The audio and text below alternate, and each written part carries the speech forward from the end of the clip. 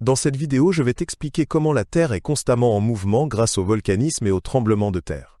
Tu découvriras quels processus sous-tendent ces phénomènes naturels et comment ils modifient le visage de la Terre. Le volcanisme désigne les processus par lesquels le magma, provenant de l'intérieur de la Terre, atteint la surface.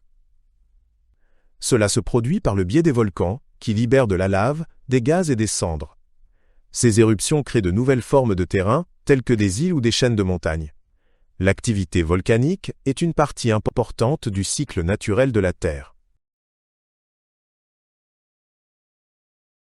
Les tremblements de terre se produisent lorsque des tensions s'accumulent dans la croûte terrestre et se déchargent soudainement. Ces tensions apparaissent lorsque les plaques tectoniques se déplacent les unes par rapport aux autres et se coincent. Lorsque la tension devient trop forte, les plaques se cassent et libèrent de l'énergie qui se manifeste sous forme de secousses. L'épicentre d'un tremblement de terre est le point où cette énergie est libérée. La croûte terrestre est divisée en grandes plaques qui flottent sur la couche liquide du manteau terrestre. Ces plaques se déplacent constamment, mais très lentement, dans différentes directions. Ces mouvements peuvent entraîner des collisions, des séparations ou des glissements des plaques. L'interaction entre ces plaques est à l'origine des tremblements de terre et des activités volcaniques. La subduction est le processus par lequel une plaque tectonique plonge sous une autre. Cela se produit souvent aux frontières des plaques qui se déplacent l'une par rapport à l'autre. La plaque plongeante est entraînée profondément dans le manteau terrestre où elle fond.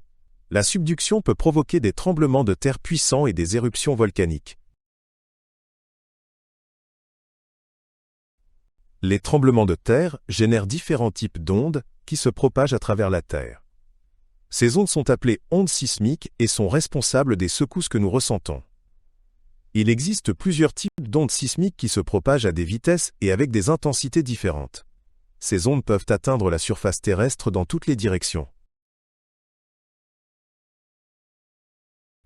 Les éruptions volcaniques peuvent causer d'importantes destructions et modifier l'environnement. La lave peut détruire des villages, tandis que les cendres peuvent polluer l'air et affecter le climat. Cependant, les volcans créent aussi des sols fertiles qui sont essentiels à l'agriculture. À long terme, les éruptions volcaniques contribuent à la formation de nouveaux paysages. Les points chauds sont des zones volcaniques qui ne se trouvent pas au bord des plaques tectoniques. Ils se forment grâce au magma ascendant provenant du manteau terrestre, qui se regroupe à des endroits spécifiques. Ces volcans peuvent se situer loin des limites des plaques et ont souvent une longue durée de vie. Un exemple célèbre de point chaud est le parc national de Yellowstone aux États-Unis. Les limites des plaques sont les zones où les plaques tectoniques se rencontrent. Ces zones sont particulièrement actives et causent de nombreux tremblements de terre et éruptions volcaniques. Il existe plusieurs types de limites de plaques, telles que les zones de convergence, de divergence et de transformation. Chaque type de limite présente ses propres processus géologiques et impacts. Le volcanisme et les tremblements de terre influencent la vie des habitants du monde entier. Dans les zones fréquemment touchées par les tremblements de terre, les maisons et les villes doivent être construites de manière particulièrement robuste. L'agriculture doit également s'adapter aux conditions changeantes. Les volcans peuvent non seulement provoquer des destructions, mais aussi fournir des ressources telles que des minéraux et de la géothermie.